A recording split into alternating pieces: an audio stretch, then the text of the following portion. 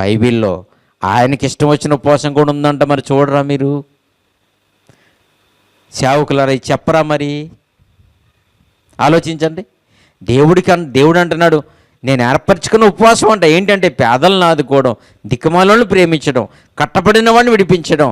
ఏమండి, ఇది దేవుడు ఏర్పరచుకున్న ఉపవాసం అంట. ఆయన ఉపవాసాన్ని కూడా మనం నెరవేర్చాలి. మీరేం చేస్తారంటే, ఉపవాసం ఉంటుంది, మీరేం చేస్తారంటే మీ ఆహారాన్ని ఎవరికి పెట్టాలి? ఆకలి కొన్న వాళ్ళకి పెట్టాలి. అంటే ఇగో ఈ 3 రోజులు ఉపవాసం దినాలు ప్రకటించుకున్నారనుకోండి, మీరు ఈ 3 రోజులు ఏం చేయాలంటే ఎప్పుడు రేషన్ అప్పుడు, ఎప్పుడు బియ్యం అప్పుడు, ఎప్పుడు కూరగాయలు అప్పుడు వంట చేసి పేదవాళ్ళకి పెట్టేయాలి. ఇది బైబిల్ అండి. బైబిల్ చెప్తుందండి, నీ ఆహారాన్ని బియ్యం పెట్టుకు తాళం వేసుకొని శుభ్రంగా స్నానం చేసి గుళ్ళో కూర్చోవడం కాదు.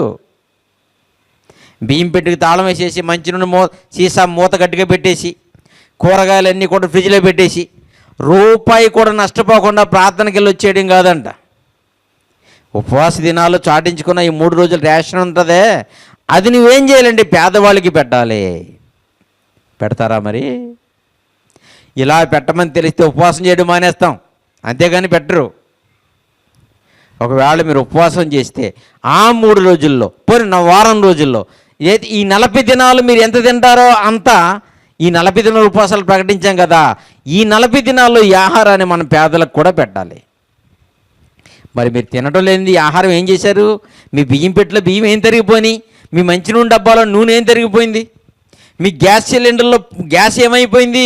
ఎక్కడే ఉన్నాయి, ఉపవాసం అయిపోయింది అంటున్నావు.